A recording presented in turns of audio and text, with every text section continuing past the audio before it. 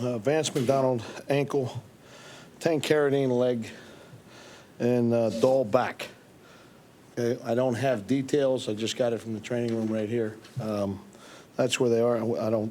Doesn't sound like anything's earth-shattering as I just came through, but those guys will be checked tonight and tomorrow morning, and we'll have more for you later. Okay.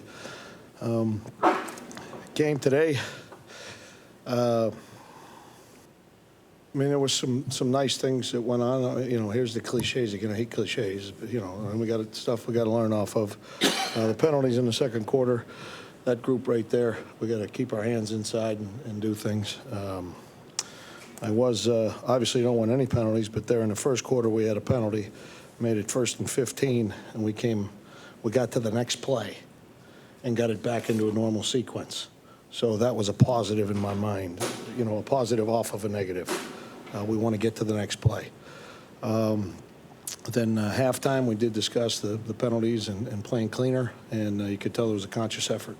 I think we had one penalty in the second half. Again, any penalties we're trying to eliminate, but there was a significant improvement. Anyway, go ahead. Mauro Bowman, two-part question. Why was it important for you to put him on the field? And then what did you see in those 3 plays that he was out there? Well, I mean, it's, again, I don't necessarily think it didn't have anything to do with his ability to play. And you've all seen him running around on the practice field, just going through that whole psychological and physiological thing of getting ready for a game, getting out there, getting the sweat on, getting that first hit, doing those kind of things. I thought he responded great. You know, I thought I was going to have to call timeout to get him off the field. I'm glad it was a 3-and-out. You know, I thought he did a nice job, and obviously Navarro's a really good football player. So. If they had gone on a go-play drive, would he have? No. No, I would have called timeout and got him off the field. He knew that before. I told him that. Was there a number that you had in mind? Yeah, I wasn't going to go more than 5 plays. I just wanted to go through the process of that. Coach, can you tell us about Jarryd Hayne's second game? What a surprise question. And he is coming in, okay, for all you Australian people. Can you talk to us a little about Jarryd? Here to us, Australian people. Yeah. And what improvements you saw from Jarryd between his first and now the second game? Well, again, I mean, Jarryd, to me, since he's arrived here, again, I want to separate his athletic ability and his. He's a professional athlete. Okay, I mean, we know that coming in, and he's also a professional athlete that's played in space. So the things that I notice with Jarryd might not be, or as coaches we notice, won't be as glaring to you, or you know, we have rewind buttons, but seeing him in those tight areas and being able to make the cuts when everything's very condensed. So that, and then, you know, pass protections and those kind of things. So those improvements are continuous, and he's done that from the day he's got here, you know.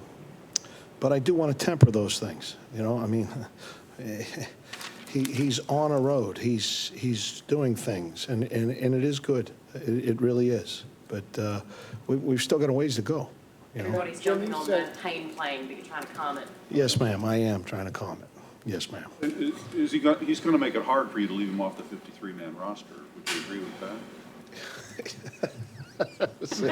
Zing. No. I mean, obviously the guy's doing really well. He's making a great case for himself. Absolutely. And I think that's the story in itself. You got a guy that's never played the game, and he's come out to be in a conversation of making a 53-man roster on an NFL football team when you've never played football. No, there's the story. I mean, that just speaks for who he is, you know.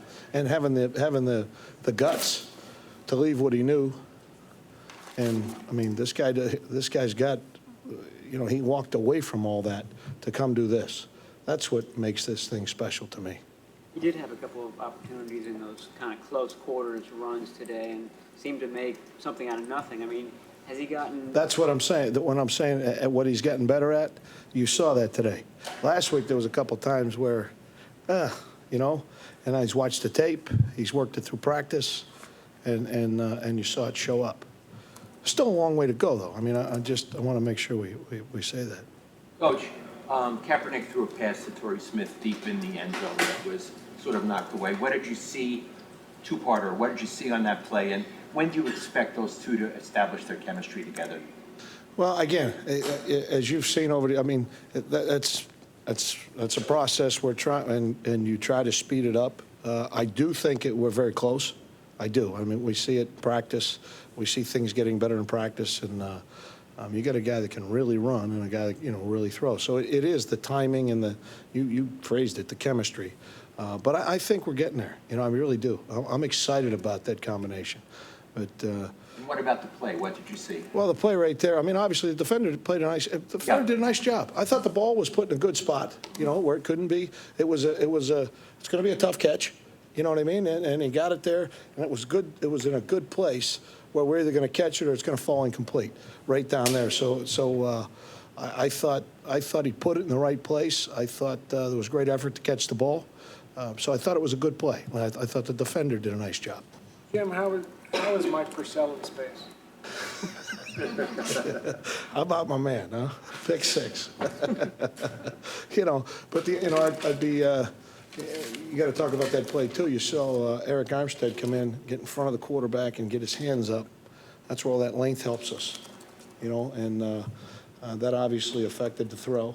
And Michael did a nice job. Michael's there. He made the play. I mean, he made the play and he took off. That's the fastest I've seen him run. I'll tell you that.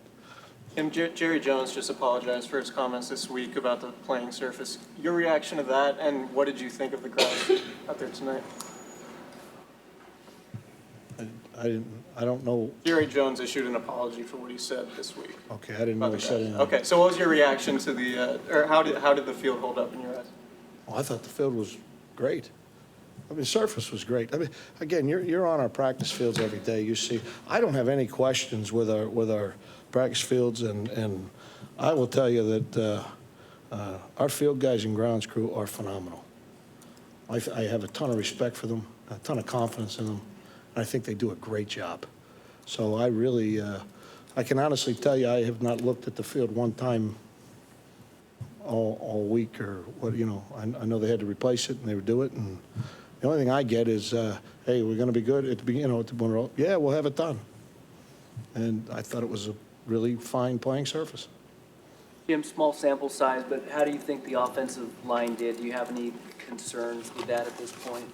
No, I mean, it's we're not hiding in there. I mean, we're sorting out a couple of things. But I think those guys are doing a nice job. I really do. With a few mistakes in there. But that first group, I like the way it's going. But when I say first group, there's a few different guys involved in that first group, in the middle there. But I think they're doing a nice job. I think they're working really well together as you watch them. And I'm not just talking about tonight. I'm talking, I'm referencing a body of work. But I like where that's heading, and I like the guys involved in that competition. Jim, we've heard Carlos Hyde today. In that first drive, he had 27 yards rushing and caught a pass on third down to move the chains in the red zone. I mean, I really, I'm excited for Carlos. I mean, just the way he's come in, just how hard he works. And, I mean, Carlos Hyde's out there, with a green beanie on, running down, giving us a look on kickoffs. I mean, he just works at it. He's obviously extremely talented. We've heard what you had to say about depth charts, but what prompted the move Sharice Wright out of the starting lineup and Reese in? Well, that's why I tried to temper it from the beginning. Okay, that's going to keep changing. We're going to keep changing things around there, and we're sorting through some things. We feel like we have some talented guys back there.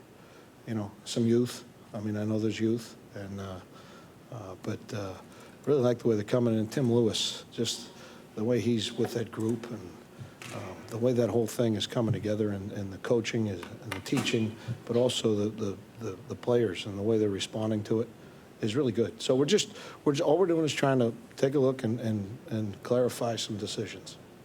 All right. Okay? Thanks, Coach. Hey, thank you very much.